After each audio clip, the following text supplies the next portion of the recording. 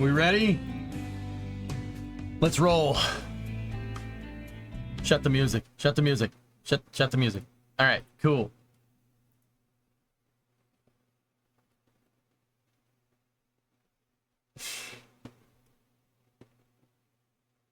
Gonna be a good day? Yeah, baby. So, I have good news. Just on a side note. I have good news. Made this for the occasion. Bus estás.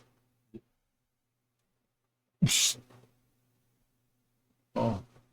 That's good. When is the Twitch poll to let chat decide what you build?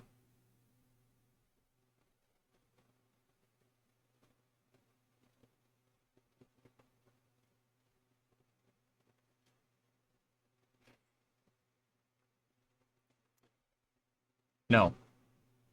No. No. No. No. No. No. No. No. No. Hell no. No. I refuse. No. All right. How's that cross member? See for yourself.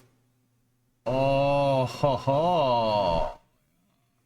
I still gotta. There are some bolts that are still loose, but the 6 primary bolts, 3 on each side. So there's one like right there. There's another one right there, and then there's another one back behind this plate. All in, all torque to spec. The cross member is perfectly square in the car. No plate was needed. Yep. All systems by random chance. So I was mocking the cross member up, putting it up in the car, bringing it back down, putting it up in the car, bring it back down, put it up in the car, bring it back down. And I tried it with the LS motor mounts because, like, I was trying to figure out what holes I need to drill in a plate to make an adapter, right? So I was using cardboard templates, right? Put the cardboard template up with the LS mount, put it down, put the 350 mount in, bring it up, put it down.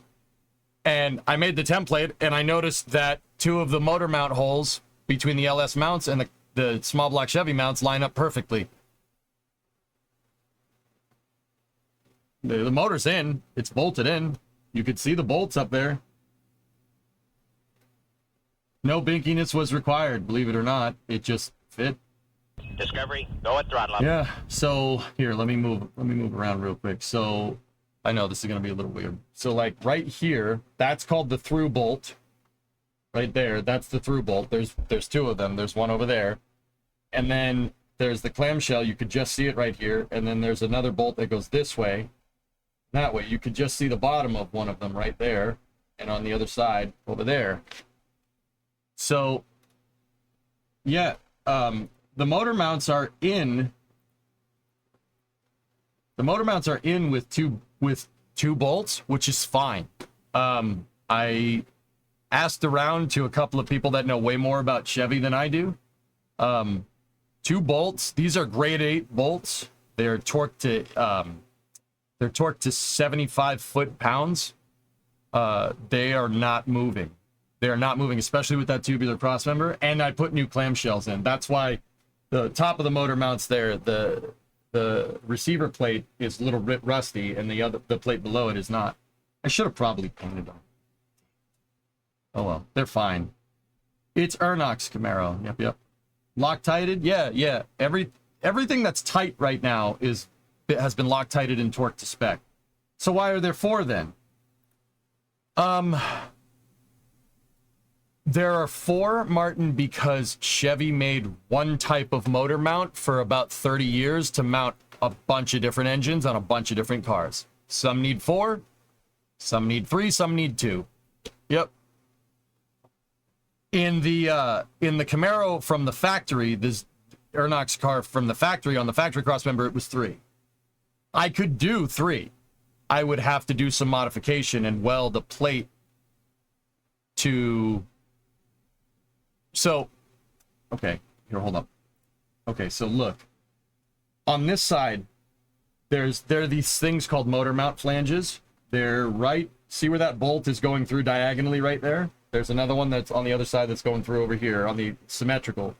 There are a plate there. That's called the engine mount flange plate, right? The one on the driver's side, on this side, has enough material to drill all 4 holes. I could.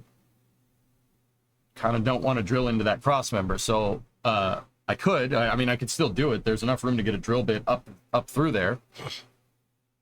Could. But on that side, there's not enough.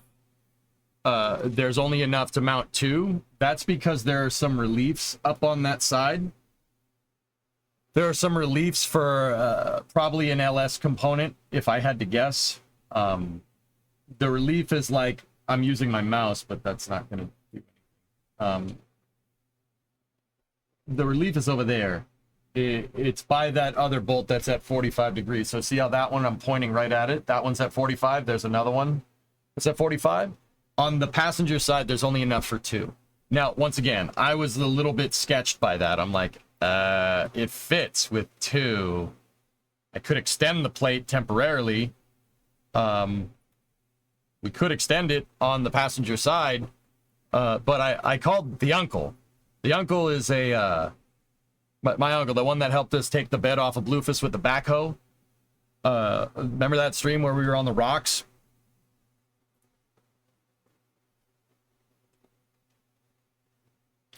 Okay, JDG, I'll get to that in a second. Yeah, I think it's for the AC. Yeah, Ernock said, yeah, you guys, it's for the AC. I remember. Uncle_SA. Yep. So I called him. He is a GM nutcase. That guy is a big Chevy guy, which is ironic because he's working on that 67 Mustang right now that we hauled that 429 for. The engine that was in the bed of Bluefus is going into a 67 Mustang. 67 Mustang with a 429 and a T5Z, 5-speed behind it, with a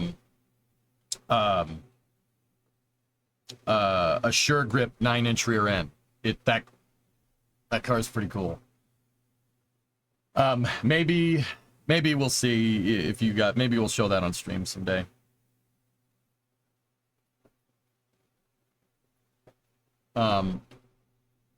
So I called him. He, like I said, my uncle's a GM nutcase. He's worked on Buick, Oldsmobile, Pontiac, Chevys. He was a member of the National Corvette Restoration Society. He's a big NCRS guy for a long time. He hasn't done it in forever. So he knows the GM engineering. He knows the GM engineering like I know rockets. So, like, what cars had 2 bolt mounts, 3 bolt mounts, 4 bolt mounts, what rear ends came in what car. He knows all the RPO codes for Chevys by, like, heart. It's nuts. Now I know where I get it from. Like, yeah, Uncle, Hellfish, Uncle's he's a big deal. I'm like, I should have probably explained it a little bit more, but I was honored that he's like, yeah, I'll wrench with you on the stream. I'm like, what, really? Because in the past he's been like, nah, I'm not doing that. But yeah, so I called him. I called the uncle, and I was like, is 2 enough? And he's like, yeah, sure, absolutely. The grade 8 bolts, or the metric equivalent, 10.9 is the metric equivalent of grade 8. Torque to 75, or no, 80. I think it's 75 to 80 on those. And with 2 bolts, it'll be fine. It's totally fine. So that's good.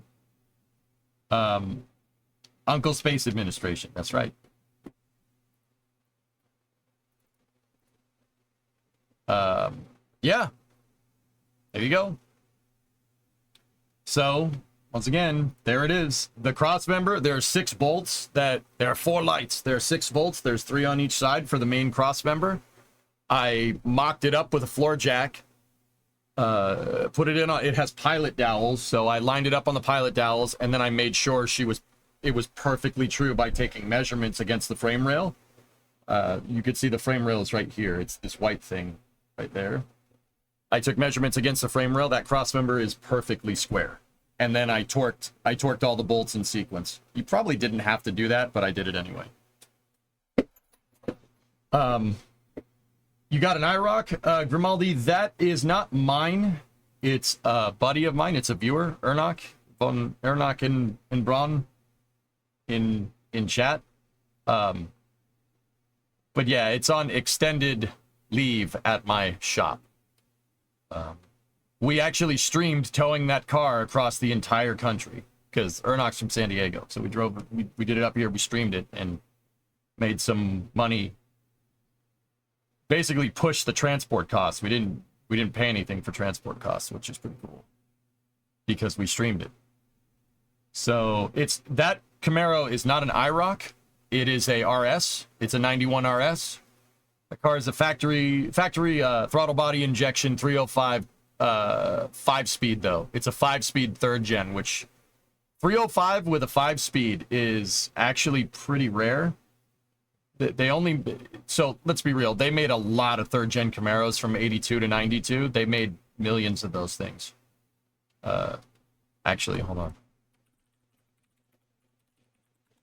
We'll get to Kerbal in a moment, and JDG, I will answer your question. I will play Planet Coaster, actually. Yeah, I will do that. I'll play Planet Coaster. I should have played Planet Coaster 1, to be honest with you. It's just one of those games that I just never had the time to get into because we were so into Kerbal. But nowadays, yeah. Planet Coaster 2 was announced, guys, by the way. So that's the IROC. The IROC has the louvers and stuff. I might be getting an IROC coming into the shop sooner rather than later. Once again, not mine, but where's the production numbers for this bad boy? Yeah, look. From 1982 to 1992, they made 1.5 million third-gen Camaros. So out of that 1.5 million, 11,000 came with a 305 and a 5-speed. Yeah, that's actually that's a pretty damn rare Camaro. Discovery, yeah. go at throttle up. Chevy has these serial codes on their cars, so it makes them really easy to trace, like how many were made. Chevy, and this is old Chevy now, like they were notorious for this. So they have these codes. There's like a matrixy sequence of 3-digit codes.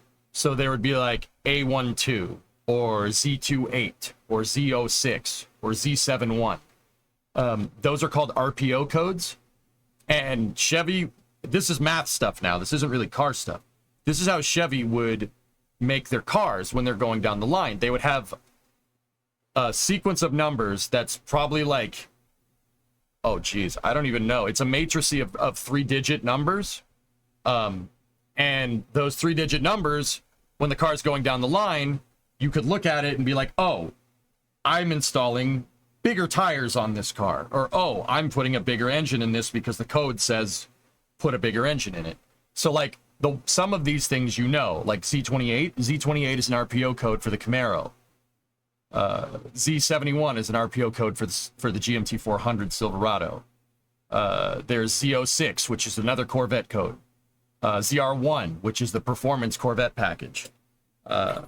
These are all RPO codes. Like, it's actually super cool data entry stuff. If you're into stat and whatever, super interesting. Yeah, a Racing Pro code. Yeah, I could take a picture of here. So I just typed in RPO codes. So here it is. This is not any particular car. This is just an example. So there's the vehicle identification number, right? Which will tell you a certain amount of information, but there's the RPOs. All of these denote everything that's on this car. What kind of wheels it has, what kind of tires, what kind of brakes, what kind of motor, what kind of interior, transmission, fuel delivery system. So the Camaro, for instance, came with TBI, TPI, and it carbureted back in the day. So throttle body injection, tune port injection, carburetor. Even the different types of carburetors. Yeah, that's GM's matrices. It's super cool, actually, to be honest with you. Like, I'm a big Ford guy. I think RPO codes are genius. That's a really good way to organize the cars going down the line. Every General Motors car has one of those. Has the RPOs. And especially on the older ones, it's all like open source. Like GM wanted you to keep putting GM parts on your car, right? Because what General Motors used to do was engineer one type of motor mount and put it on everything, or one type of engine and put it in everything. Actually, it was two types of engines back in the day. So like 60s, 70s, and 80s, Chevrolet had the big block and the small block. That's it. The small block came in a couple of different displacements, and the big block came in a couple of different displacements. That's it. That's all. And they were just variants of that engine, right? And each variant had a different RPO. You make one, but on the casting, like it's the same chassis, it's the same block for the engine. It's just bored out a little bit different on the line. So you just make one type of engine, make a ton of them. Because GM flooded the market with their own parts, right? They wanted people to work on their car. They wanted you to fix it. So you could keep buying their parts and keep their assembly lines going. All they would have to do is just make new cars. This is how old school GM used to be. That's what they used to do. I don't know what the frick they do now. It's stupid, whatever they do now. Yeah, there's also Copo. Yeah, there's Copo orders. Yeah, the cool thing is that like back in the day, you could walk into a Chevy dealership and they'll just put RPO codes in front of you and you could select it and then they'll just send that to the factory. Yep. They'll telegram it to the factory. No, it probably would have been like, not faxed, but invoiced to the factory, and then your custom RPO codes would have been entered. Those are called Copo cars. Yeah, those are super, super, super, super sought after. Hey, Red Panda, thank you for the raid.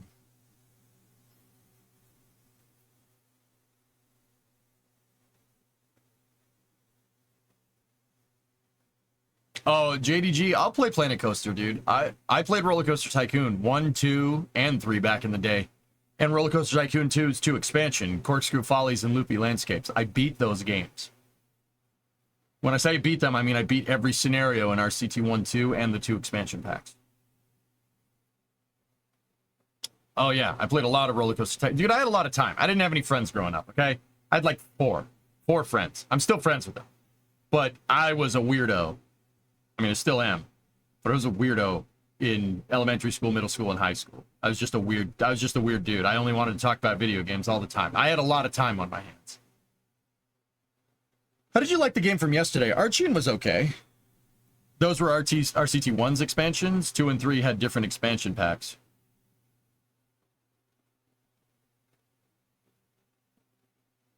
Are you sure? Discovery, Whatever. go It's at been a throttle while. up. Hang on. Hang on.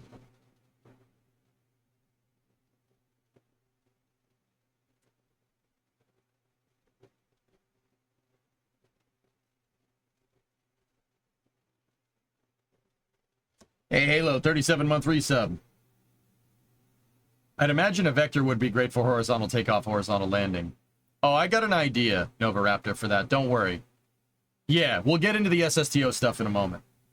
Are those boxes new? I revived a bunch of old GIFs that don't have the stupid embedded ads in them. So this should be good for now. I was so mad when RCT3 came out, my machines couldn't run it. RCT3 was great, man. Great game. I played a lot of that game. I loved how you could ride your own rides in RCT3. It's really fun. Hey, Milo. So anyway, yeah, the RPO codes, yeah, this is how GM worked. They just mass-produced one part. Just like, I mean, believe it or not, SpaceX is kind of doing the same thing with Raptor. They're just making a ton of them. Just make a ton of those things. And that's, I mean, honestly, that's what you should be doing with rockets. You should find a way to mass-produce them. Not necessarily with a moving assembly line. I don't think we're at that point yet, but station-to-station assembly line is how SpaceX is doing it now. So you don't technically have a moving assembly line. You have these processing stools, and the ring segments are on the stools, and the stools move down the line. That's how most people do it now. But SpaceX, I'd say, is the close to doing mass production of rockets. But that's to get the cost down. You need to recoup the research. You need to recoup your research and development, especially for an engine like Raptor and a vehicle like Starship. So there needs to be revenue missions eventually to pay for all this stuff. I actually started playing OpenRCT2 again. Not good. Oh, geez. I might be able to pull up the build sheet for the Camaro. Yeah. Yeah. I mean, I have the, I mean, Stoner, you want the build sheet. If I give you the, I mean, I don't want to give the VIN out on stream. That's something that just doesn't sit right with me. I don't know why, but anyway. Yeah. Check it out, dude. Out of 1.56 million Camaros, 11,000 of them are 305 TBI with a 5-speed, which is actually super cool. That's actually a pretty rare car. But here's the thing. It's rare for the wrong reasons. The 305 doesn't really have much power. This is, if you guys have ever watched Top Gear, you watch the Top Gear American cars where Jeremy has the Camaro, and they're like, oh, you're going to kill someone, because Camaro people are weird. I mean, yeah, they kind of are. Hi, Ernok. Yeah, you know it's true. And Jeremy Clarkson talks about how they managed to squeeze like 170 horsepower out of a V8. Yeah, 305s don't make a lot of power. You can build them, but once again, Chevy flooded the market with much bigger engines. Chevy flooded the market with much bigger engines that are using the same small block Chevy style. So the 305 is a 5-liter motor. Chevy has the small block 350, which is a 5.7 liter engine. Chevy even has a 6.2? What's the 400, guys? 6.6 or 6.2? I think 6.2 is 383. Hey, yeah, you're right. All right, shoot me a PM with the VIN. I'll run it through GM Global Connect. Stoner, how do you want me to... Can you ping me on Discord just so I know where to send it? I mean, or not, if you're cool with that, sure. Yeah, Volkswagen does the same thing, Halo. Exactly. Volkswagen Group is notorious for that as well. Make one part, put it in everything. I mean, Volkswagen does that with chassis. A Jetta and an Audi A3 are the same car with different trim on it. Chevy, I mean, dude, where do you think they learned it from? Chevy used to do this all the time. I don't know why they don't anymore. Now they just make stuff like Chevy Bolts. And Volts and Chevy Blazers and Buick crossover SUVs that look like a shoe.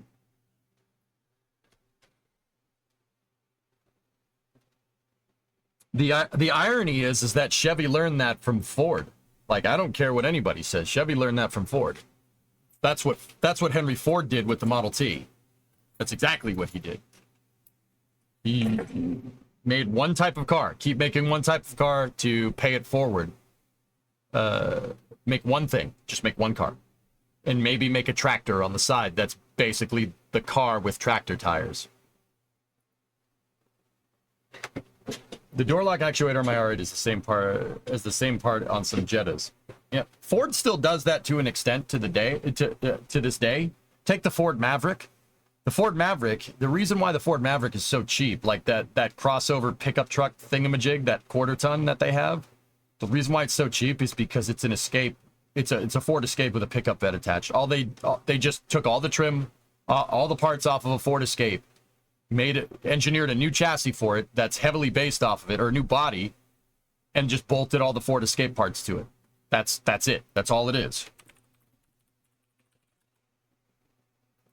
And I mean, to be fair, they sell a lot of them. I'm not gonna lie to you. They sell a ton of these things. They're a little... I don't mind them. They're not bad trucks. The interior straight up looks like a porta potty.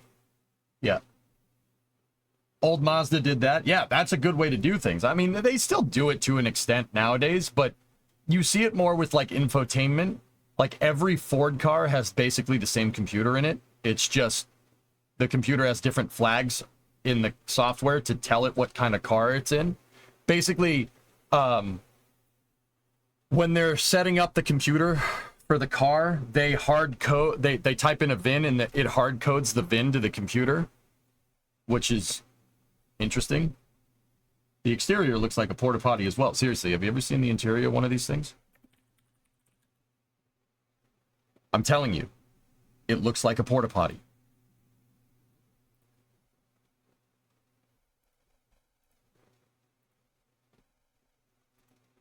Look at the material.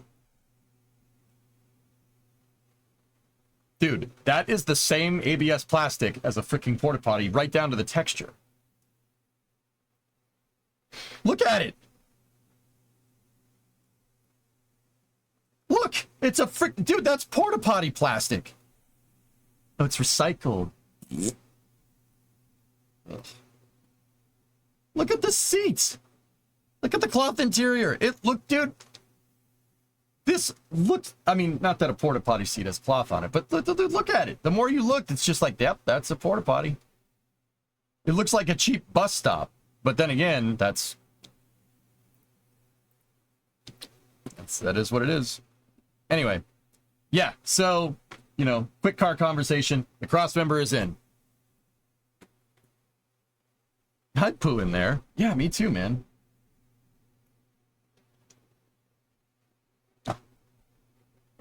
Yep, crossmember is in. I measured it. It's perfectly square to the chassis. There are these extender bars up there that I have to tie down, and the motor mount bolts, the through bolts that go 45 like this are still loose, and then, or the mount bolts and the through bolts are still loose. I'm just, as I tighten up each thing, I'm making sure that everything is nice and true. Long story short, there is some wiggle room on the crossmember.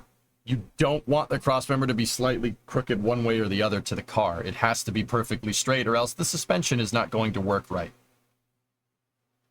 Yeah, that's what I did all morning. I tightened 6 bolts today, AP. But, you know, bring the crossmember up, get one bolt in, right? Get the other one in, you know, get those bolts snug so you can move it around, right? And then make sure it's centered, and then torque those two. One in the front, one in the back, one in the front, one in the back. That's how I did it. But yeah, there you go. I put the camera underneath the car to show you guys. The crane isn't in anymore if you look at the screen over there. But anyway, we'll get to Kerbals here in a moment. But yeah, there are these triangular plates that kind of make the cross, like, go forward out the front of the crossmember. That's not tightened down because nothing is true just yet. The tubular crossmember is sick compared to the stamp one. Dude, it's super strong. That thing is, they made that out of some thick boy tubing.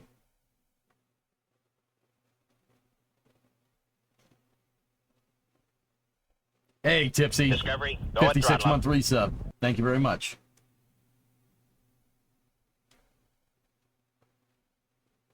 Those were our RCT1 suspension. 2 had Time Twister and something else, and 3 had Soaked in Wild. Yeah, you're right, Ethereal. Yeah, so RCT1, Corkscrew Follies, Loopy Landscapes, RCT2.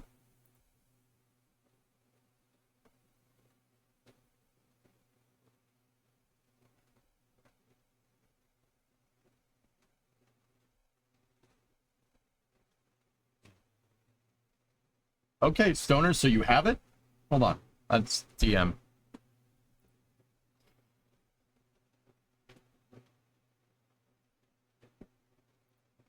I mean, I'll go and grab it. I mean, dude, we'll get into Roller Coaster Tycoon one of these days if you guys want. Like, it's just roll cage tubing, essentially. Yep. Or roll bar tubing. Is this another vehicle? That's a 91 Camaro RS, Tipsy. I did another Route 154 with Ernok, a viewer in chat.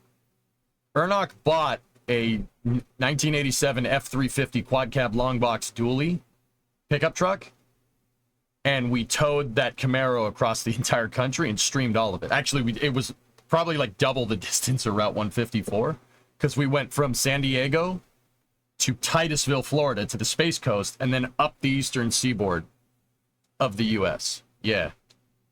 No air conditioning. In the middle of June. I sweat out a lot. OpenRCT2 was a game I'd love to play myself. 2 had Time Twister and Wacky Worlds. For some reason, Ethereal, I don't remember Time Twister and Wacky Worlds. That doesn't ring a bell as much. So I'm going to go ahead and say that I probably played the 2 expansions for 1 and 2, and then I played 3.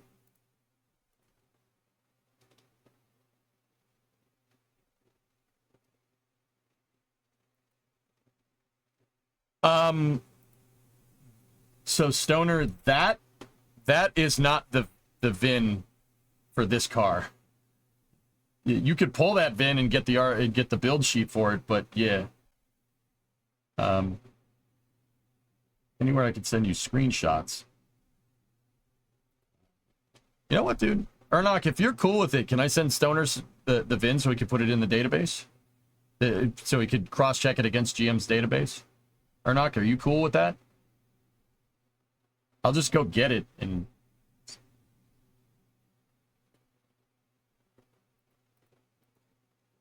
Yep, alright, cool. I'll just go take a picture of the VIN. I'll be right back.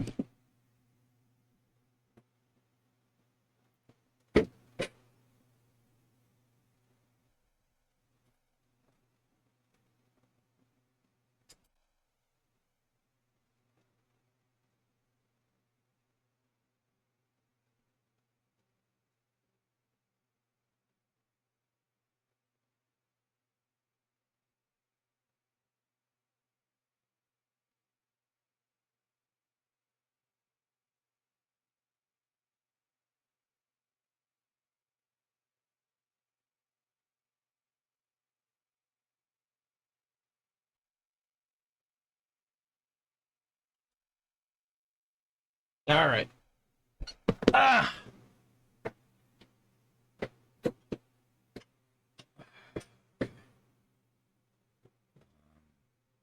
Stoner, I'll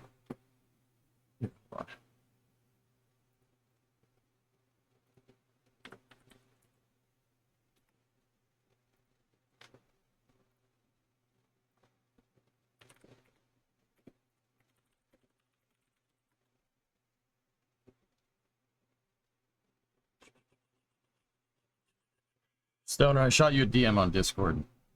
See if we can get this done right now. Right now.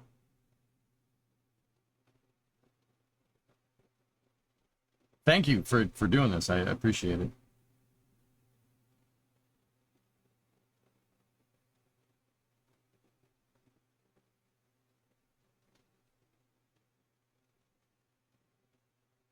There you go, sir.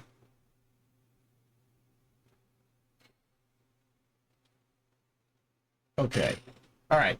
That's enough car talk. I mean, we'll probably have more car talk during the Kerbal stream, but I think it's time to play some KSP. How about you dudes? You guys ready?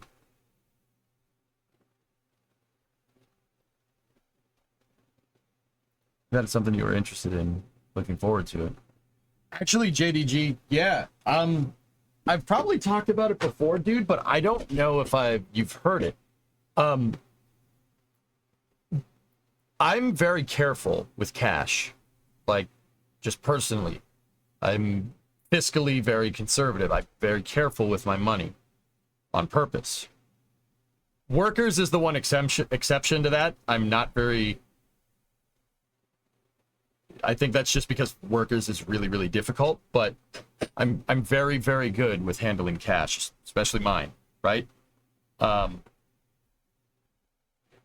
learned how to balance a budget, balance your checkbook, so to speak, from Roller Coaster Tycoon back in the day. I remember I was playing it in 7th grade. I was playing Roller Coaster Tycoon in the school library, and one of the teachers came over and was like, "Stop playing video games." And me being me was like, no. This is actually a super good game. It'll teach you about balancing a checkbook. And the librarian was like, "What? What are you talking about?" And I'm like, "No, I swear.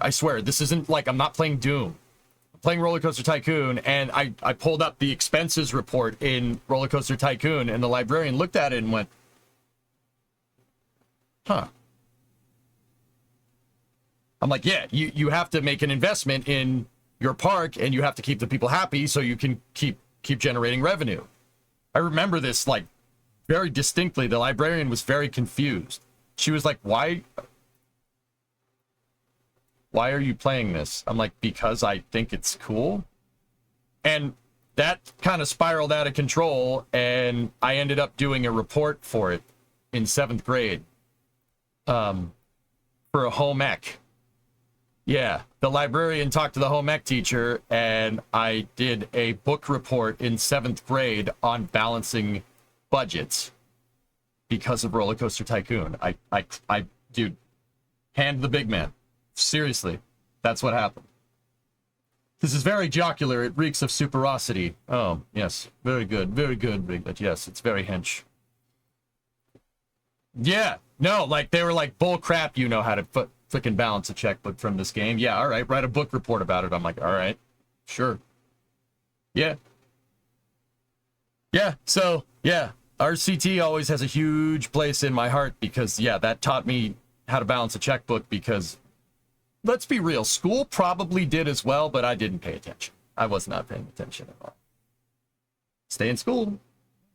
You know, you could work on real rockets if you do good in math, or, you know, you could work on fake rockets if you dicked off in school and play video games all day.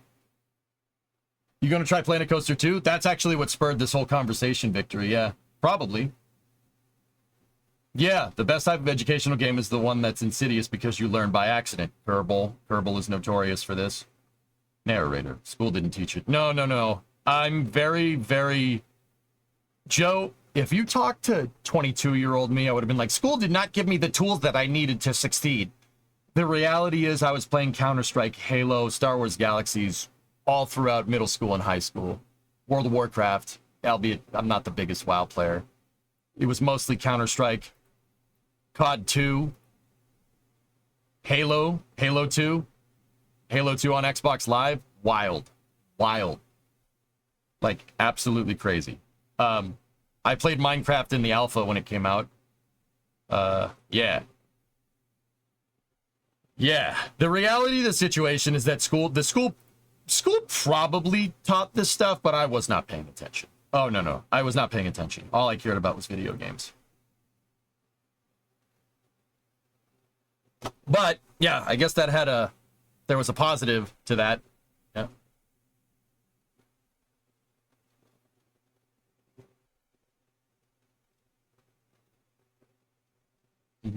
I did that too, but I know they didn't teach us a thing about personal finance in any school I went to. They definitely taught us that in home ec, Joe.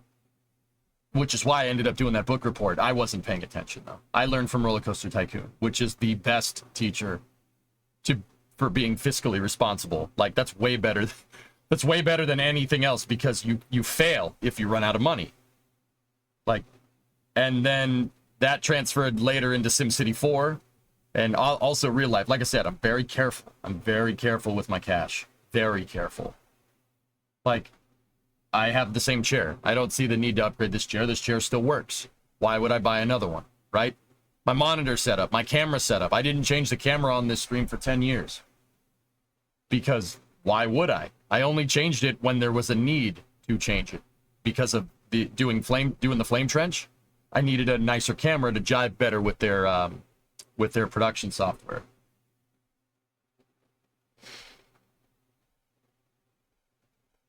Yep. I think this is an iPhone 8.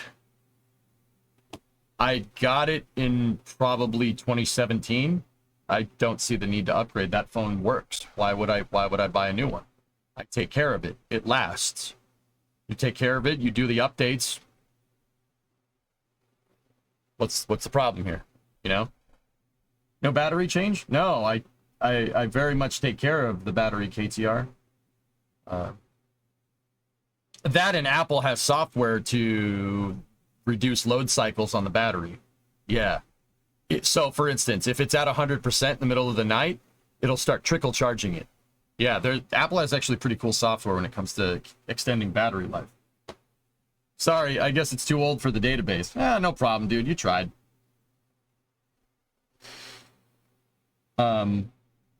Here, per Apple's software, I'll show you the battery health on this phone.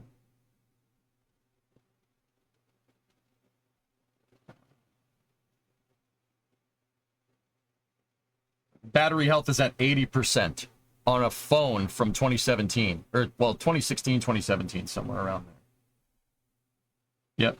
Look.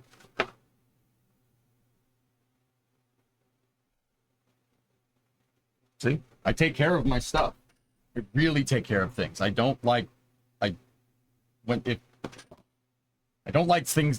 things break. That's annoying.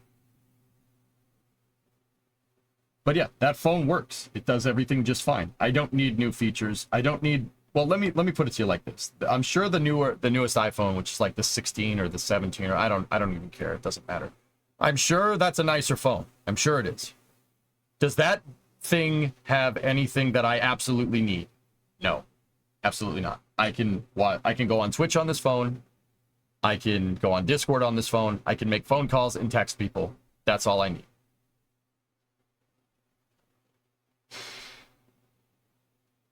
iPhone 15 Pro Max Extreme Super Dependency Depends Tampax phone. What? I'd be way too concerned about the security of an iPhone 8 though. I do all the software updates, Brink, but yeah. I mean, what? All systems? What are you talking about?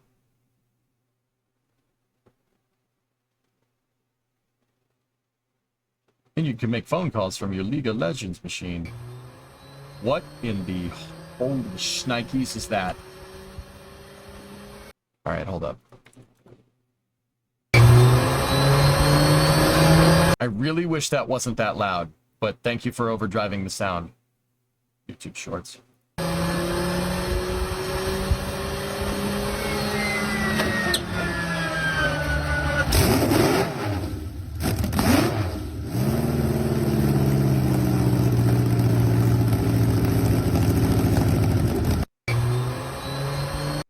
Those are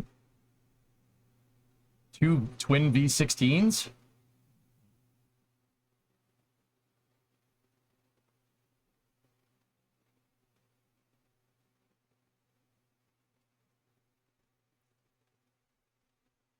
That's an old speedboat from the 50s.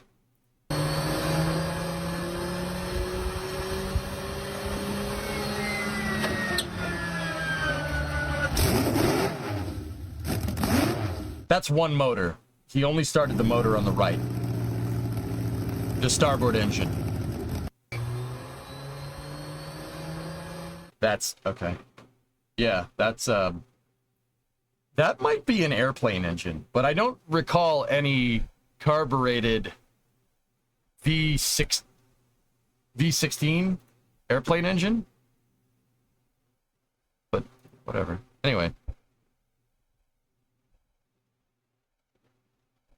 I still like that V12 Wankel engine a guy built for his boat. Jeez. V12 Wankel engine. Hearing? What? What?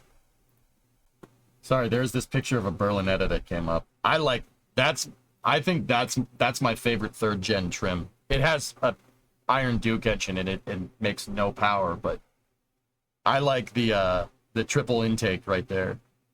I think that's super cool. The Berlinetta trim looks badass. 4 lug. It's pretty funny, dude. I love it. I think that's the coolest looking one. I think this is too much. There's too much going on here. Especially with these later versions. It just looks like it looks like it has like a chin strap here. I'm sorry, I don't like it. No, sir. I don't like it. It just looks like they added that to the car to make it look cooler. All this is just plastic poo-poo that they added to the side. I like the all-metal version. Yeah, baby. Like that. That's what I'm talking about. That looks good.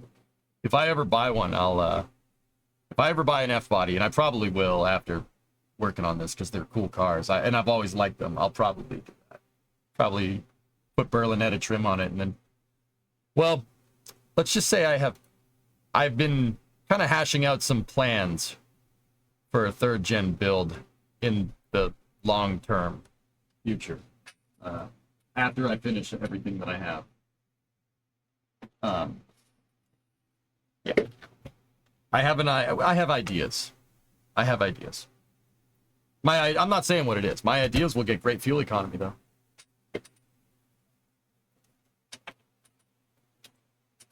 Also turbos. See Tylen's link. It's a Miller 1100 cubic inch V16 marine engine. Okay. Built, but for the 1931 race held on the Detroit River in Michigan. This motor was the twin Rolls-Royce R-powered Miss England 2 would be represented. Yeah. Yeah. Okay. Okay.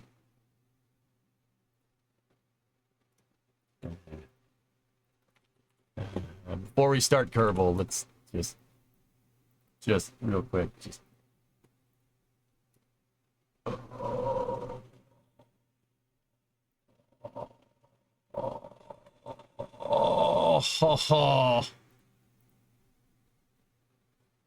oh, a Chrysler 11/22/2011 inverted Y16.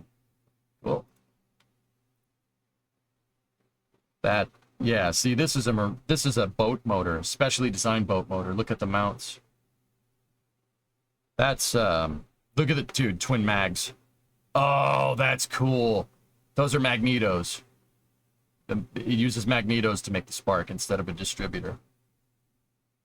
And then looks like you got some Holley 2 barrels, 4 of them. Dude, tuning that must suck. But it's on a fuel rail. What the heck? It's on a fuel rail with an AN fitting. Yeah, that didn't come like that. Let me just solid mount my tank motor. It's not vacuum. That's the fuel inlet for the bowls on the carburetors. That's a fuel rail. Dude, it must have an electronic fuel pump. Fuel rail supplies the carbs. Yeah, I know. Needs EFI. Yeah. That's what I noticed. That's all right. Kerbal time. Let's roll. You can send a VIN of the 12 rotor running, by the way. I mean, if the boot fits. But yeah, while Kerbal's loading up, there it is. Soon there will be wheels and tires right here and over there. Probably. Actually, I might do a wrenching stream tomorrow, because I have to stop the stream at probably like 6 or 7 o'clock tomorrow. We'll still get about 7 hours of stream in. I don't know. Maybe we'll play Kerbal again. Have you made an A10 in KSP? No, I don't have a GAU 8 to balance the plane correctly, Nova. A10s can't fly without the minigun. We could use ballast, but then it'd be an A10 with a bunch of ore in the front instead of a minigun, and I don't think that's cool. That's why I never built one. Could I make one? Sure, absolutely. Here's the 12 rotor. Oh, neat. Is this Rob Dom doing Rob Dom things? Nope. No, it's not.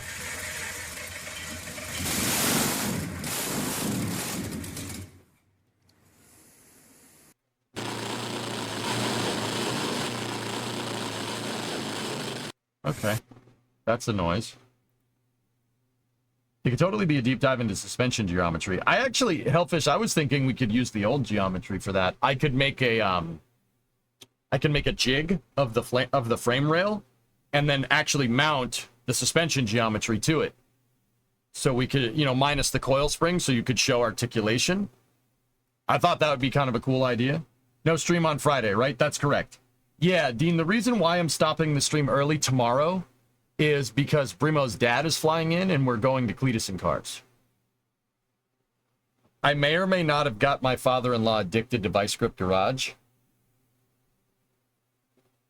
I'm not saying that was me, but it was probably me. So Derek's going to be at Cletus and Cars, so we're going to it. Yeah.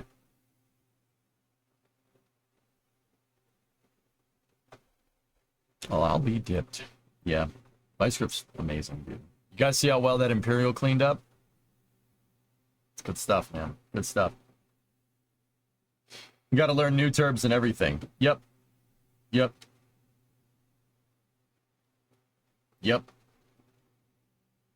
So, yeah, Friday, Saturday, I'm going to be gone. No flame trench for me this week. Yeah, we'll be back on Monday. That's the guy that built it before giving it to Rob, and it will bolt directly into anything that has big block mounts. Yep. And Another EJ-less flame trench. Sorry, man. I want to watch Crown Vicks race in circles. Sorry, fish. Sorry. There shouldn't be many more flame trenches that I'm missing from for the rest of the summer. I talked to them. I tried. I had the idea of maybe doing it tomorrow, but I'm also busy. You see BlackRack's volumetric clouds? BlackRack is pretty good at what he does.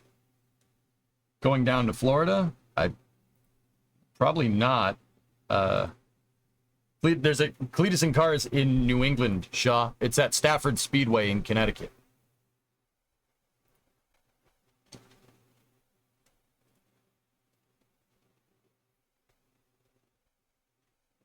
Think it's time to replace AVP with volumetric clouds?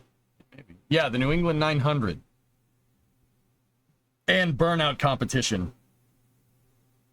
Yeah, at Stafford Speedway. Stafford's on the border of Massachusetts and Connecticut. Yeah, we can recover. That's the launch pad that we were using to show off Imahara, the upgraded hybrid tech pad, which worked really well through 2 launches. I know where Stafford Speedway is as a Connecticut local. Well, Nova, I'm going to be there. I'm going to be there Friday and Saturday. What's the over-under on someone messing up the grass again? Yes. Silly questions. Are quasar beams visible in space with the naked eye? I actually don't know. Maybe. I'm not too well versed in that, to be honest with you.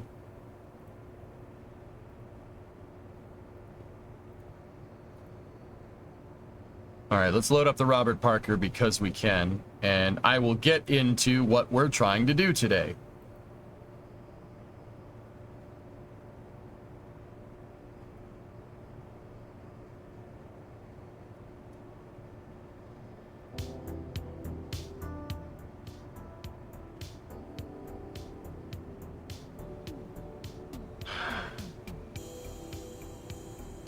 I don't know Hellfish. I've never played it.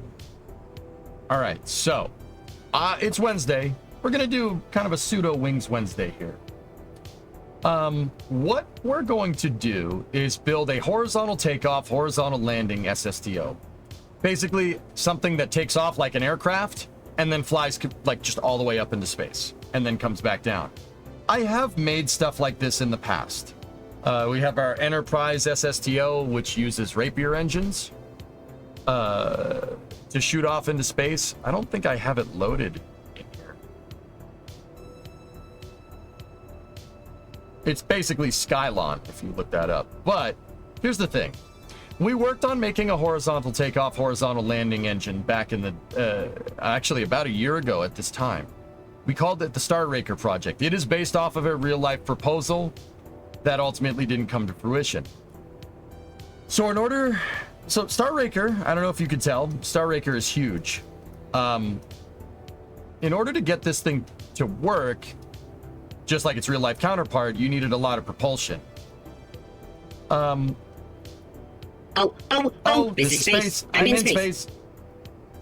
12th month of a gift subscription from Hokey for Serious Potato Bot.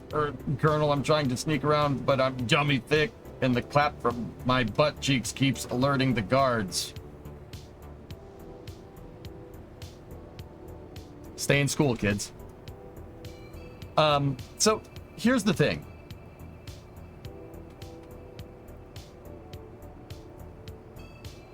Star Raker is an awesome design. I have no idea what that means, to be honest with you. But I'm sure it's impressive somewhere. Here's the thing. So with Star Raker, we needed to design a new type of jet engine. There's no jet engine in KSP that really is designed to do what Star Raker's engines are designed to do. Now, let me show you what I'm talking about. Let's go into desktop, rocket research pictures. I should have a Star Raker research thing. Here we go. So this is Star Raker. Star Raker was basically an aircraft that was proposed by Rockwell International. Believe it or not, the same people that made the space shuttle. What Star Raker basically is an external tank It's an ET with a shuttle engine section attached to the back. So there's an external tank basically right here. The shuttle external tank. It's the same size. This was made by the people that made the space shuttle. And you know, think like an SLS core almost, but with 3 shuttle motors. So see those motors in the center are shuttle engines, right? You have three shuttle motors right there. 2 orbiter maneuvering systems with AJ-10s, just like the shuttle OMS pods. In fact, 2 shuttle OMS pods are built right into the this piece of fuselage for the vertical stabilizer. And that part's all fine and dandy, but you're going to need something to replicate your SRBs here. You need something that puts out SRB style. Well, not necessarily SRB style for us, but something very close. So Star Raker was going to have 10 engines, 5 on either side of these 3 shuttle main engines and 2 orbiter maneuvering engines. These are designed for late ascent, and that's designed for on-orbit stuff.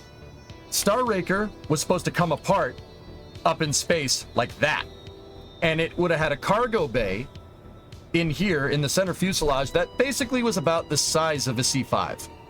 Yeah. About the size of a C5's cargo bay. So if we go in here and we go C5 cargo bay.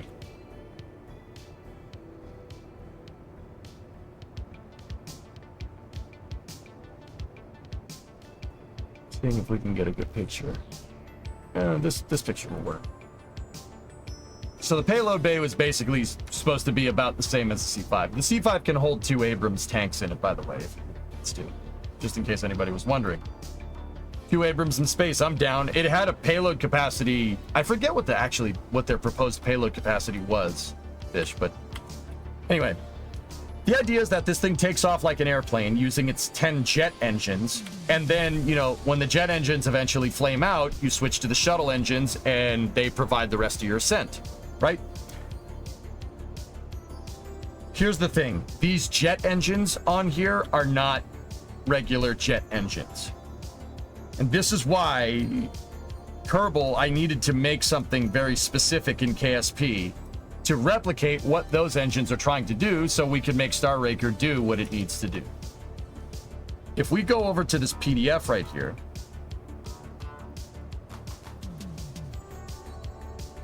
so there is a little bit of a diagram with, you know, wing structure, etc., how the whole thing is supposed to come together. Like, look, straight up an external tank with a shuttle engine section built into the back. So like a space shuttle would be about this big, give or take. Cargo bay is 141 feet, 43 meters. It's freaking huge. And this thing was supposed to fly into space. Hello? Music? Okay. If we go down a little bit more, there's some basic things about thermal protection and what I'm looking for. Yeah, see, composite bilobe tanks. Seen that before. Oh, where's the other PDF? There it is, right there. That's actually what I'm looking for. So, this is the engine that they were trying to make. It's half rocket engine, half jet engine. Bobby! Go at throttle up. So basically a space C5. Yeah. Victory. Star Raker was basically if you took a XB-70, a C5, and a space shuttle and you just kind of rolled them into one. We're revisiting Star Raker? Yes and no. Yeah, Pontiff, this is what I mean. This is... Yeah, we should just be like, yeah, we can do this. Sure. That's how old that dude. The U.S. aerospace industry from like 1960 to 1980, they were cooking. They were cooking, man. There were some nutty freaking ideas. Half man, half bear, half pig. Man, bear, pig is real. He's real. What's up, VY? How you doing? Yeah, actually, maybe some elements of the B1 as well. So, this is a multi-cycle air-breathing engine, turbofan air turbo exchanger ramjet.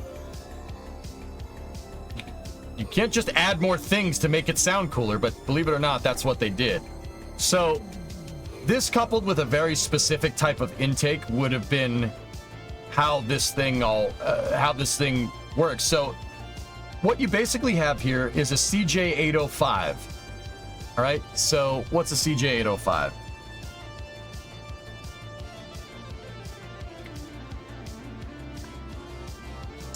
CJ805 is a turbojet engine, right? It's a turbojet engine that was developed by GE. It's a J79, for the people that don't know. The J79 is the jet engine that was in the B-58, F-104, F-4, and the A-5. J79s are extremely high-powered thrust to weight. They are extremely strong jet engines for its size. Yeah, the F-4 has them. My favorite plane. And the F-104 too, but the F-104 is a death trap, so we don't talk about that. So the CJ805 is basically a civilian version of it without an afterburner. So this is a turbojet, meaning that you have a compressor, a combustor, and a turbine, and that the jet engine makes thrust. In the late 60s, there was a modification made to the CJ805. What they did is they made the -23 variant. The CJ805-23 is what was in the Convair 990. It is a high bypass turbofan. That was the big innovation. They made a high bypass turbofan. But the thing about the high bypass turbofan version of this was that your bypass fan, believe it or not, was in the back, not the front. Because the CJ805 is derived from the J79, it was designed with the provisions to have an afterburner attached to the back. So what General Electric did when they wanted to make a bypass turbofan version of this was where the afterburner should be, they bolted a turbine with a turbofan. So this is a high bypass turbofan, but your fan is actually at the back, which is very unorthodox by today's standards. If you look at a high bypass turbofan, right? You look at a high bypass turbofan nowadays, the turbofan is at the front. The ducted fan is at the front. On the CJ805-23, because it was retrofitted with a bypass fan, the intake's at the back, which is actually super cool. The bypass is actually out back, which is, once again, very weird. You don't see that very much. But if you look on the Convair 990, the jet engine is hanging in here and the fan is back here, which is super cool. The CJ805, that means that the CJ805 could have stuff bolted to the back of it. So what Star Raker was trying to do is take one of those CJ805s, which makes a ton of power. It's a very high power to weight engine. And basically, instead of attaching a bypass fan or an afterburner to it, they were trying to attach a rocket engine to the back. Yeah, rocket engine. Yeah, they decided rocket engine would be a good idea. So, how does this work? At subsonic speeds, you have the free turbine fan assembly right here, and it basically works like a bypass turbofan. So when you're down on the ground, near the ground, at up to 30,000 feet, very efficient, very high power to weight, just like the Convair 990. The Convair 990 is one of the fastest airliners around. The only thing that goes faster than a 990 nowadays is maybe a 787 with a tailwind. The only previous planes that went faster than a Convair 990 is the Concorde and the Tu-144. The 990 was one of the fastest airliners ever. It still is by today's standards. Like I said, the only thing that goes faster is the Concorde and the Tupolev 144, the supersonic planes. This plane is designed to sit around in the transonic regime, going around Mach 1. It can't go full supersonic, which is Mach 1.2, but it can sit at Mach 1 and go faster than everything else. The reason why Convair designed this in the first place is because they were trying to get a leg up on the 707 and the Douglas DC-8. So what did they do? They made a 4-engine narrow-body jetliner that could go faster than everybody else. And part of the reason why is because they had those CJ805 high bypass turbo, CJ805-23 high bypass turbofans. basically 4 F4 engines on this thing. That was their solution. Just throw more engine at the problem and then go faster. That is a whole different story. I could spend a whole stream talking about the 990. It's super cool though. But this basically has the bypass version, the high bypass version of the CJ805. So a Convair 990 engine, right? CJ805-23, right? So the plane works like a regular high bypass turbofan with your jet engine exhaust basically going out the rocket engine. Obviously not enough to fill this up with an explosion and have the nozzle do anything. It just shoot it out. Yeah, 990 was amazing. Yeah, Convair 990 when gas was cheap and more noise meant more merit. Yeah, Convair's solution to getting a leg up on the DC-8 and the 707 was to make an airliner that could go faster by throwing more thrust at the problem. Literally more boosters. That was their solution, which pretty sweet. Flash Booty 60-month resub, dude. You got your worm logo right on. So. Taking off, works like a regular high bypass turbofan with Star Raker, no problem. But here's where this gets a little crazy. Star Chungus. Now, keep in mind that this is using a ramped intake from an XB70, that's kind of derived from an XB70, also a North American plane. That's, for all intents and purposes, basically 2 XB70 engine sections. Yeah, which is, all right. North American, man, they were cooking. They made the Apollo Command Service Module, the B-1, the Space Shuttle, the XB-70. Dude, they were cooking, man. Hey, Urban! Thank you for the raid, dude. I appreciate it. North American was beast mode. Like, they were just like, yeah, we could do that. Yeah, sure, no problem. We'll figure it out. Urban, what's going on, man? Why not put the engines on the top? Dirty air. You get turbulent air flowing over a wing, Milo. Yeah. There's turbulent air up there. The jet engine actually needs laminar flow. It needs laminar flow, and then the reason why it carried those ramp intakes, right? So the ramp intake has a door that can open and close, similar to like an F-15. And what that does is it takes laminar flow, so high pressure air, basically uniform air that isn't disrupted for the most part, right? And it squeezes it into basically squeezes it into a funnel. There's the ramp can adjust how much you squeeze. The idea is that you slow down the air to subsonic speeds because, well, long story short, jet engines do not like air going in faster than the air going out the back. A jet engine can really only accelerate air to a certain speed. If the speed going in the front is faster than the speed going out the back, you basically blow out the jet engine like you blow out a birthday candle. And then that causes all kinds of problems. Yeah, you don't want that. So why do regional airliners have the engine up top?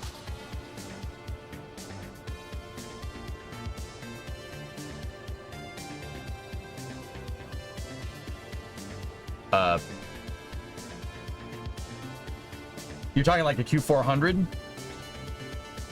Mr. Dick.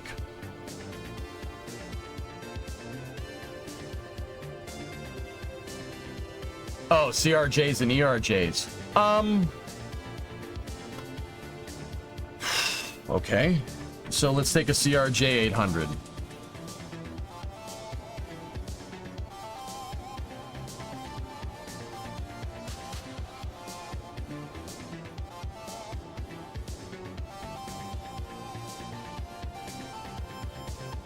What can you tell me about that one, Kelly? Look at it. So you're talking about regional planes that have the engines up there, right? Why are the engines up there?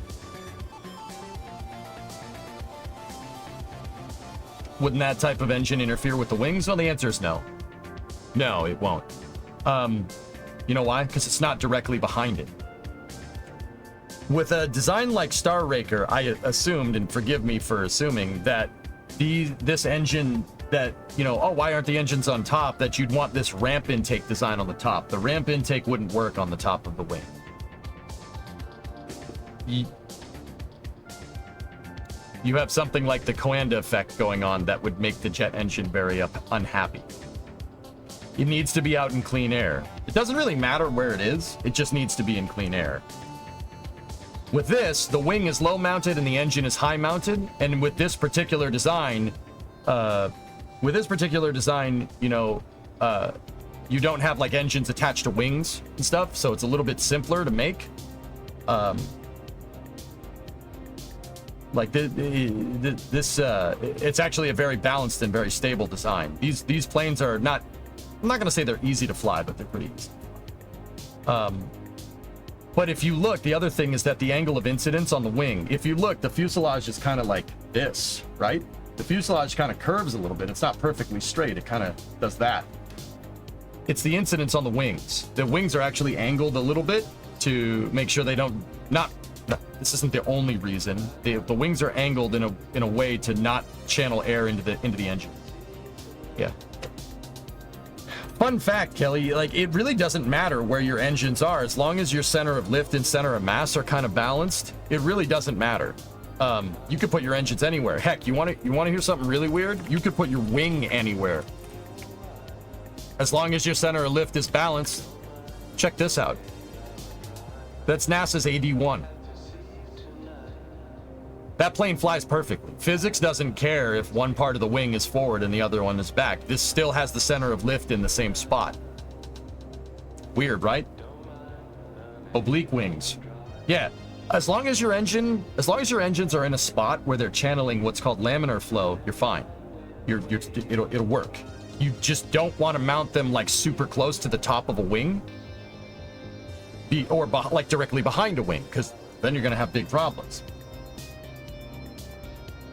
Hey, can you go on the game so I can convince my dad to get me the game, please? Kerbal? Okay. Bullet Blaster. And Bullet Blaster's dad. Hello. I'm EJ. I stream KSP, and I use this game to teach people about physics. That's why I was tabbed out of the game. So, Bullet, put your dad on the phone. Right now. I'm serious. Is he watching? I mean, I can't see him, so hi. I'm telling you this right now. I'm not paid by anybody. This is me saying this. Not yet. All right. Tell me when he's here. Give me a second. All right. Get your pappy over here.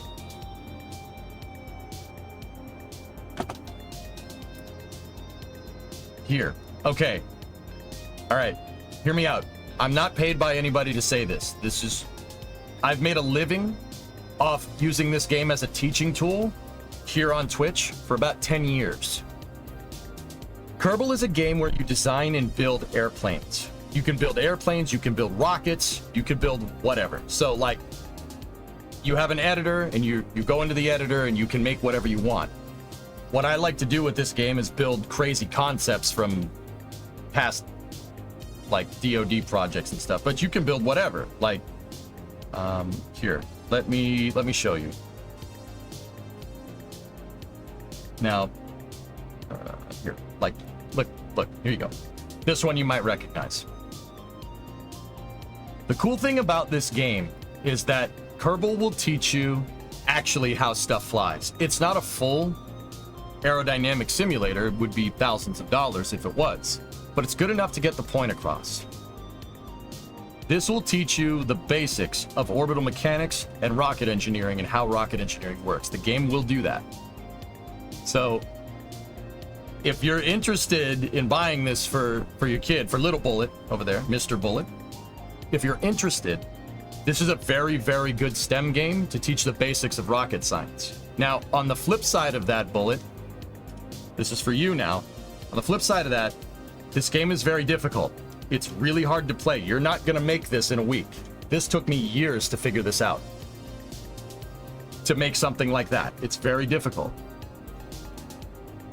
I helped you convince your dad to buy you this game, and hopefully I made a good enough pitch. This is a game about actual physics and rocket science. You will learn. Absolutely. But if your dad buys you this game, you have to play it. You have to play it. Don't buy it and play it for 5 minutes, because then your dad's wasting money for no reason. Buy it and stick with it, because rockets are cool. They are. It's the coolest thing around. So, Bullet, like I said, this game will teach you about rockets. It'll teach you how rockets fly. It'll teach you the fundamentals of aerospace engineering. You're not going to be an aerospace engineer from playing this game. You have to go to school for that, and you have to do good in school to do that, to do that kind of stuff. However, this is a great game to introduce kids to to the fundamentals of physics and rocket science. This game will teach. Absolutely. You can't get good at this game unless you learn physics. Do not buy the second one. Buy the first one. The first one is a way better teacher.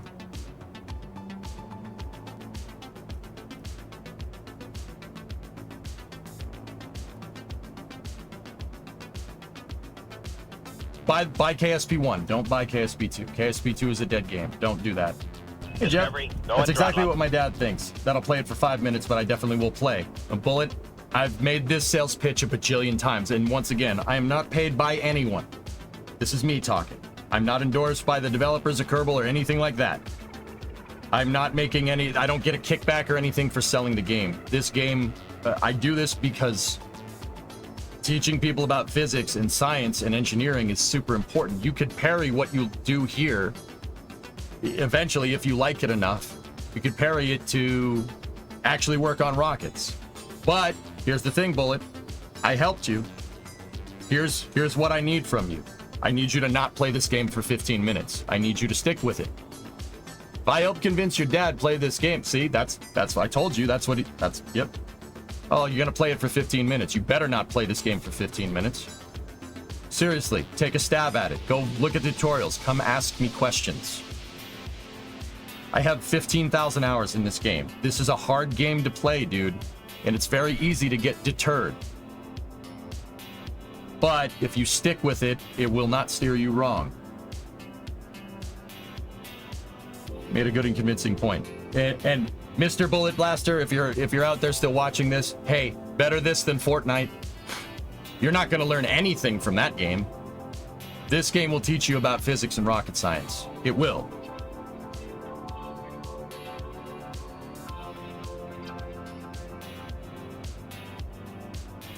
You ain't learning nothing from Fortnite or Elden Ring or League of Legends. I don't think kids play League of Legends anymore. Jared, you just got moved into Cape Canaveral area. Aerospace job relocated us from DC. Looking forward to see if rocket launches from your backyard. Nice.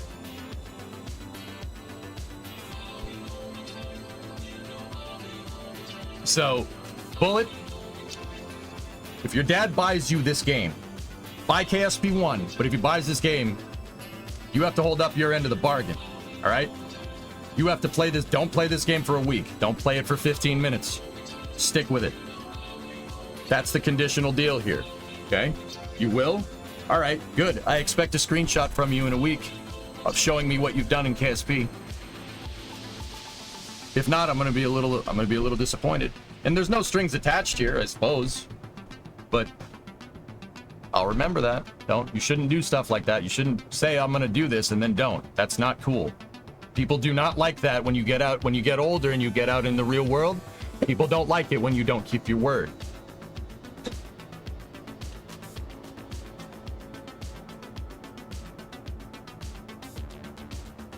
What's wrong with KSP 2? Development has stopped on KSP 2. All right, I'm on it now. See ya. Just be careful. I expect you to play it. I helped you. Now you help me by playing the game. I'm serious about that. Really don't have any way to hold you accountable, but I'm not gonna sit there and not make a sales pitch for somebody that wants to learn about rockets either. Hopefully you don't let me down. Serious.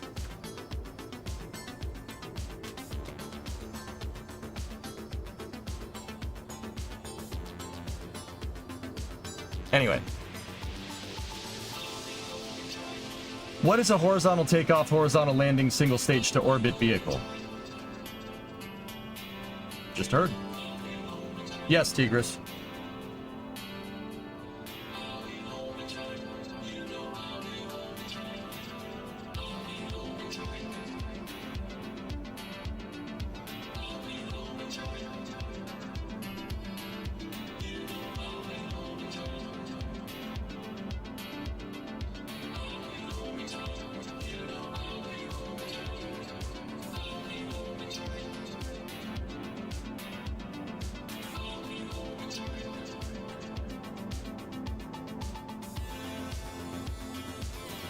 Give me 1 second.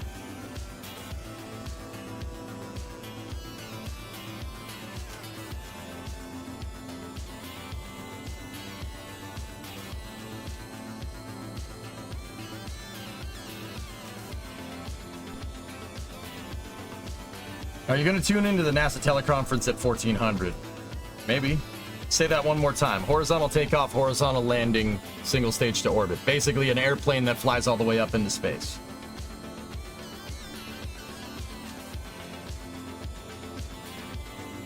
This is Bullet's dad speaking. I will let you know if he doesn't hold up his end of the bargain. Okay? Oh, I already, that's what I was just doing. I tagged you, Bullet. Every time you talk in chat, it pings a message to me that says I expect KSP screenshots from you. Oh, yeah. Like I said, I have no way to hold you accountable. You could just buy the game, play it for 15 minutes, and tell me to piss off. But once again, there's a lesson here. Don't say you're going to do something and then don't do it. Trust me on this one. And if you don't learn to do that now, you're not going to learn to do that later. Learn. Keep your word. You hear? Don't play it for 15 minutes. I'm serious. Your dad bought you that game, right? Enjoy it. It's an awesome game. You can build whatever you want in this thing.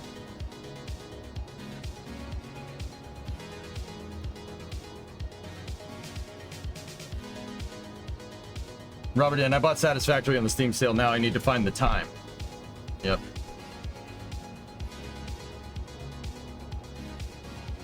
Yeah, see, you can build airplanes in this game. You can build rockets. You can, you build trucks. You can build boats.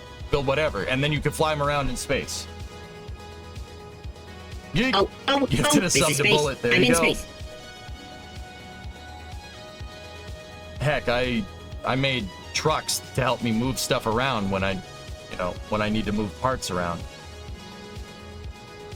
There you go. What kind of design we going for? Well, I was in the middle of explaining it. I needed to stop for a second, but here. I'm talking about Star Raker. The reason why is specifically I'm talking about Star Raker's propulsion systems. All right.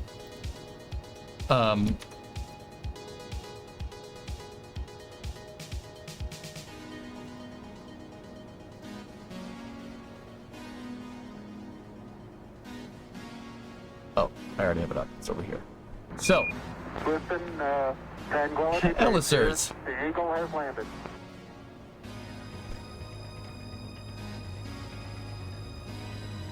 Thanks, buddy. Hey, thanks, buddy. 35 bucks. 35 large, huh? Yeah, or you can go home, bro. Thanks, man. I appreciate it. No message, though? So, EJ, any new info since the last KSP stream on Rocketworks space program game can you share with us? I have nothing to share, Ethereal. Not right now, at least. Didn't you start a Star Raker before? Yes. Thank you. Yep. Just don't go crazy with tessellation. We know how that goes with drag. I can get it to not make drag. I'm not too worried about it.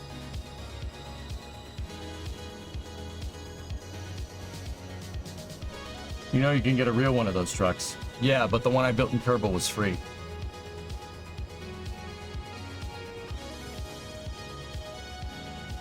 Hey, S-Master. I'm gonna say that in every KSP stream now. What, BH? How about showing us the rocket? Yeah, well, you're looking at one right here. So, anyway, we're talking about Star Raker's propulsion. Star Raker has a hybrid, it would have had a hybrid bypass turbofan rocket engine. So, at lower speeds, you would have had your turbofan, right, with your free turbine fan assembly. And then, Rockwell had this crazy idea. At higher speeds, they would have basically shut the jet engine off. And then this free turbine fan assembly, obviously, if you shut the intakes, all the air is going to go past the turbine assembly. They had this idea of basically taking a second turbine, right? Adding a second turbine, and for the most part using what's called an LH2 Rankine cycle. What does that mean? They were basically going to use used this turbofan as basically a spinning intercooler, a spinning air, so liquid to air heat exchanger. The turbine blades were going to have a fuel injection system built into them that sprays liquid hydrogen Discovery, go and over the throttle up. blades. So that's the air turbo exchanger. Okay. Basically, this is the equivalent of like a car with a turbocharger spraying water on the intercooler, or having an air-to-water charge cooler on a race car. Basically, where you have ice water exchanging the heat of the motor to make your intake air cooler. What they were going to do is spray liquid hydrogen past the turbine blades to cool down the intake air. You have extremely hot intake air coming in, right? Especially at high speed, so like at Mach 1, Mach 2, and Mach 3, right? They were going to spray liquid hydrogen into it. Now, liquid hydrogen is really, really good at conducting heat. It's amazingly good at doing that. So that would have taken all the heat out of the air, and the hydrogen would have absorbed it. And now you get a gaseous hydrogen-oxygen mixture going past your turbine blades, cooling it, and then moving into the ramjet combustion chamber back here. They would have further injected more hydrogen into this design, combined with intake air at high speed, now cold, and basically made a rocket engine in the back. This rocket engine would have had a variable nozzle plug to be able to a variable nozzle plug in what's called an annular configuration to be able to throttle this ramjet. You could throttle it like a regular jet engine. This was the idea. So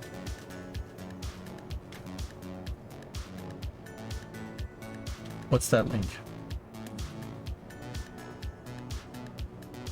Okay, give me 1 second.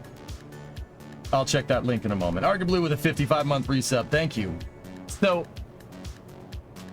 what Star Raker, the type of propulsion system that Star Raker would have needed is a jet engine, turbofan, air turbo exchanger, ramjet. So at higher speeds, when they start spraying fuel over the blades here, cooling the intake air, basically having your turbine fan assembly working exactly like a like an intercooler, and then a ramjet behind it, you basically would have had a hybrid jet rocket design here. And then the thrust chamber would have been regeneratively cool for a lot of reuse. They basically would run hydrogen gas through it. So this is like a rocket engine with a jet intake attached to the front. This is what Star Raker was going to use for its air-breathing propulsion systems. And then on top of that, once it got high enough up into space, those basically act like your first stage, so to speak. And then when it got higher up into space, you would have air-started 3 shuttle engines, and then the shuttle engines would have done their thing to send this thing up into space. The idea is that you get 100 tons to low Earth orbit, and this had the potential of going even further. Why build this? Why was this proposed?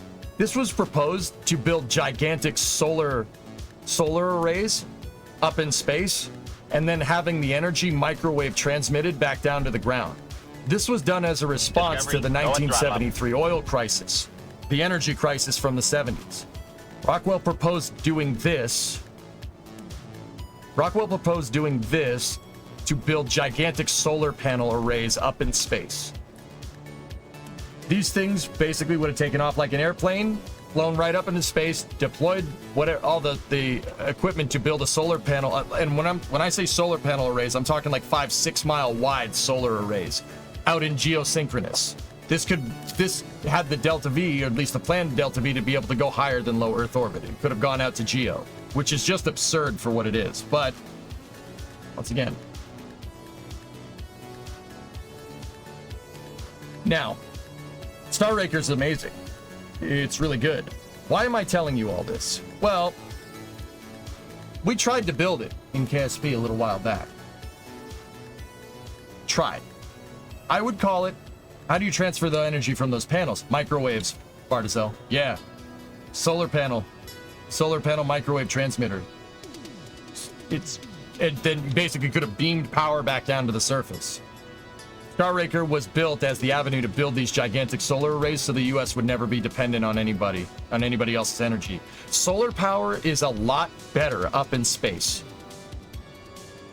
I could get into a lot of different reasons. The biggest reason is that there's nothing between you and the sun. There's nothing. Solar panels work okay down here, but a lot of the sun's rays get diffused through our atmosphere, and that makes solar panels not really as good as they could be. Up in space, solar panels are great because there's no atmosphere in the way. There's nothing in between you and the rays of the sun, so you can generate a lot of power up there, just as much as any regular power plant if you made a big enough solar array. And it would be, if it's in geosynchronous, you could basically have that solar panel array running all the time.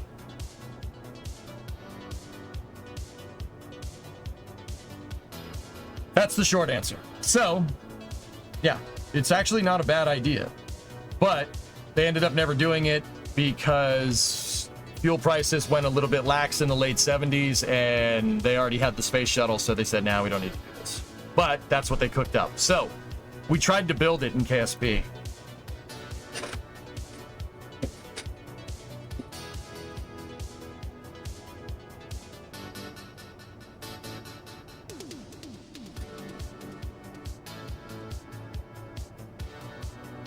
I tried to build a Kerbalized scaled version of this vehicle. So if the real one is designed for humans, this one is designed for Kerbals. Kerbals are basically about 1 meter tall.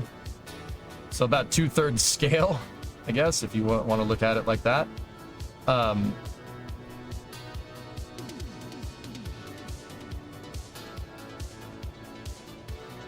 So I needed to basically make a gigantic blended wing to make Star Raker's fuselage, and the problem is that ended up being a lot of parts. It ended up being a lot of parts. This thing, I could get it to fly up into space. I have to tweak the wing shape a little bit more, but this thing has those weird half turbo jet, half turbofan engines. We made them. We made a Kerbalized version of it that basically fools the game into making an engine that works exactly like that. It's a pre-cooled bypass turbofan ramjet engine. No, Tessa. Yeah, that'd be great. Flux, yeah. How do the engines work in game? I basically took a ramjet. There's a turbo ramjet in KSP. Turbo ramjet's only half the battle though. We needed to make a bypass fan turbo ramjet to be able to really do exactly what Star Raker does. So I combined a Goliath engine and a Whiplash engine. A Whiplash engine is a turbo ramjet. The Goliath is a high bypass turbofan with an extremely large bypass. And then what we did was we attached a pre-cooler to the front. The pre-cooler in Kerbal will do exactly what that air... It'll do exactly what that air turbo exchanger, the Rankine cycle thing, it does the same thing in KSP. Now, you're not using cryogenic propellants. It'll just pre-cool your intake air. There's no avenue for doing it because Kerbal isn't a one-to-one physics approximation. It'll cool your intake air using magic. But that basically does exactly what the pre-cooler does in Kerbal, does exactly what the air turbo exchanger does. So I have a bypass fan, turbo ramjet, air turbo exchanger engine here. And to get everything to jive together to make it work aerodynamically, we encompassed it in a fairing that looks like the rocket engine. That also gets the engines to jive a little bit better with each other because the engines are parts of the engine is occluded just like it would be. They are not like in Kerbal, because the aerodynamics isn't super complicated. You don't have to deal with aerodynamic flows or anything. It's just parts going through a fluid medium. You have to tell it what parts are behind something. So I put it in a fairing to get it to aerodynamically act more like Star Raker's engines. Now, we built Star Raker. It has all this stuff attached to it. Here's the thing. Star Raker's amazing. It's an awesome design. But if I fly this thing, well, first of all, the engine, my thrust, the thrust assembly, the engine section assembly for this, I screwed it up. So it doesn't really like taking the full power of the engines at lower speeds. But the biggest thing with Star Raker, the biggest reason why I stopped working on it is because it takes freaking forever to fly into space. This thing takes 3 hours just to get into orbit because moving this many parts at that much speed, the game doesn't like it. Why is there an SRB in there? The SRB is being used as a structural piece. The PDF is downloaded locally. I don't know where it came from, Lava. I don't remember off the top of my head. Do you recommend me connecting my keyboard and mouse to my PS5 to play the game? Keyboard and mouse would make the game easier to do. Yes.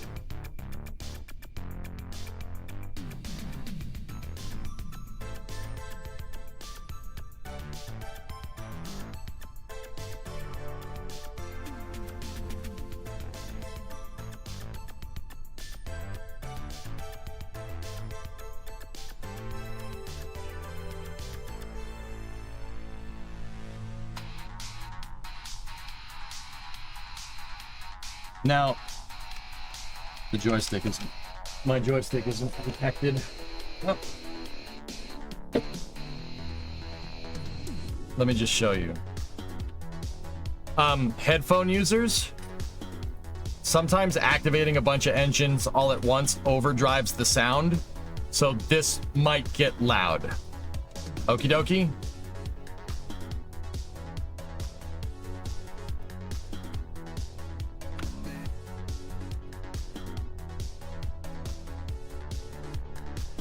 Hello?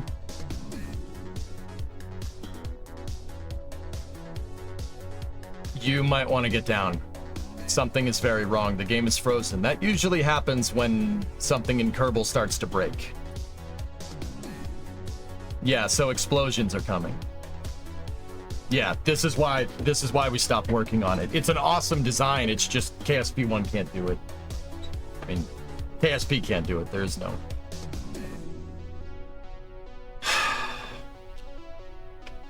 Well, we're waiting.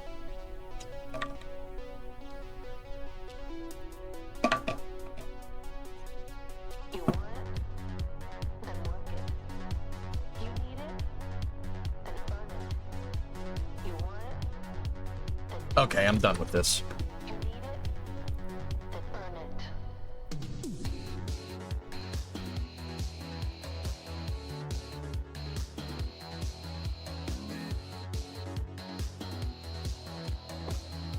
I gotta restart the computer because it's not detecting the joystick. What does horizontal takeoff, horizontal landing mean? Pretty self-explanatory when you say it like that. Yeah, exactly, Victory. Yep. Where was the kaboom? There was supposed to be an earth-shattering kaboom! Long story short, thing's incredibly difficult to even get off the ground. Just because Kerbal doesn't really like 1,000 parts moving at that speed. Yeah, when you say it like that, yeah, it's easy. Yeah, exactly. Star Raker did not fly in real life. The plan was promptly abandoned in the late 70s because there was... The whole reason for Star Raker to exist was basically to keep U.S. energy independence because of high oil prices. And by the time the late 70s came around, the oil prices had relaxed. So we said, man, we'll just drill for more oil. It's the American way.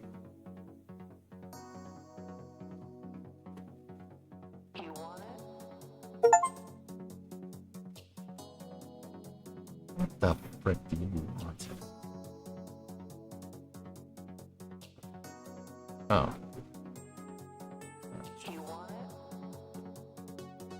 Let's see.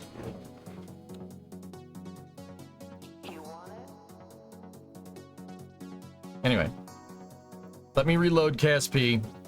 And so why am I showing you Star Raker if we already have a horizontal takeoff, horizontal landing SSD? Why are we doing this? What is this about? what I want to do in KSP is take the Shrubber engine, those engines that we designed, the high bypass turbo, air turbo exchanger, ramjet, half rocket, half jet engine thingamajig that we developed, which took a great deal of time. And I want to use that propulsion system in a vehicle that's not 1,000 parts. We'll make a smaller version. Okie dokie.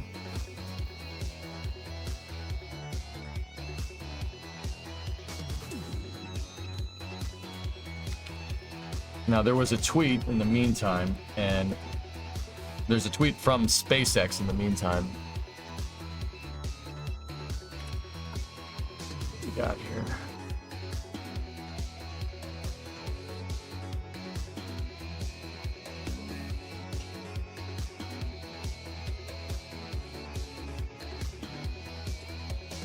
Wait a minute.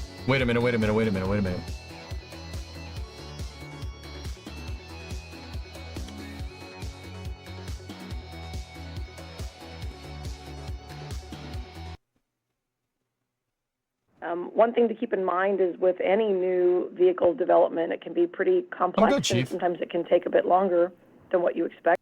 Historically, vehicles of this level of complexity could take 5 to 8 years to develop, and so we thought it was really important that we start now. The contract itself is different than other station crew and cargo transportation contracts where we're using a service-based approach. The other contracts for transportation vehicles have end-to-end services for transportation, meaning they cover launch all the way through operations of the vehicle. This contract is a bit different. This vehicle itself is being delivered to NASA, and then NASA has the responsibility to go and procure a launch vehicle and also to operate it. We'll do that launch vehicle procurement in the future using NASA's Launch Services Program. The USDV has such a critical function for us. Obviously, it's got to continue to perform critical burns, even if it encounters anomalies. So we require high reliability and a two-fault tolerant approach to the vehicle design. So in the RFP, one of the things we ask for is maximizing the use of heritage flight-proven hardware so we can increase the reliability. Of course, there is no existing vehicle that meets the high propulsive needs of the USDV, but we certainly can leverage hardware and systems that have been flown and tested in space already. The SpaceX concept leverages the Dragon vehicle, but about half of the vehicle will be new design, new development, and 100% of the new deorbit functionality that we need is new to the spacecraft. And I know Sarah will give you more details about that one when she talks. Ideally, we'd have the U.S. deorbit vehicle delivered well in advance of the station's end to life, as Ken mentioned. So the contract has what we call a dwell-in storage requirement in it. This allows us to deliver the vehicle early and then just store it and do periodic maintenance on it until we're ready to launch it. When we do make the decision to deorbit the station, we'll launch the USDV about 1.5 years before the final reentry burn. We'll dock it to the Node 2 forward port. We will do a series of checkouts. And then once we're convinced that everything looks healthy and we're ready, we'll allow ISS to be lowered down and begin drifting down. It takes a while to drift down. We think that'll be about a year to a year and a half in total of drifting down. We'll leave the crew on board as long as possible so they're available to help maintain the station and keep it healthy. Our plan is for them to leave about 6 months before the final reentry. As ISS reaches about 220 kilometers, the USDV will perform a series of burns to set us up for that final deorbit, and then 4 days later, it will do the final reentry burn. While we're preparing to be ready for the eventual deorbit of ISS, we're also very focused on continuing to fully utilize the platform and maximize the use. There's still a lot of new and exciting things we're doing on board the vehicle. There's still quite a bit to accomplish. We're also mindful that if we were in a position where we needed to extend ISS a little bit to avoid a gap in low Earth orbit, we also want to be positioned to do that. Good. We'd really like an overlap between station and the next platform. As Ken mentioned, LEO is really an important place for us for a lot of the research and activities that we want to do, and it's very accessible, and it's a springboard and a jumping off point for what we need to test and learn for deeper space exploration missions. When the time does come to retire ISS, we'll plan to do an orderly transition from station to a commercial destination where we're hopeful that NASA will become one of many customers. In other station news, just a couple other quick updates. On Monday, June 24th, we had a spacewalk with NASA crew members Tracy Dyson and Mike Barrett. That spacewalk ended early because of a water leak in the suit's service and cooling umbilical. That's the side that's connected to ISS. We're still taking a look at the cause of the water leak and what we want to do. I'll get back to KSP in a moment. Some equipment we're going to swap out, and so we'll go look for the next opportunity for where we want to do the spacewalk. It's not time critical or urgent, and so we'll find the best logical place to put it. Of course, Butch and Sunny are on board. They're continuing to enjoy their time, and we're appreciating their extra helping hands. They've done over 35 hours of research and utilization since they've arrived. The orbit vehicle, Dragon. It was really helpful to us when we were packing up the Cygnus cargo to get ready for its departure. We could have Butch and Sunny doing science while the rest of the crew was filling Cygnus with trash. That Cygnus vehicle departed station on Friday, July 12th, and then was deorbited the next day on the 13th. So we've appreciated having the extra set of hands on board. Okay.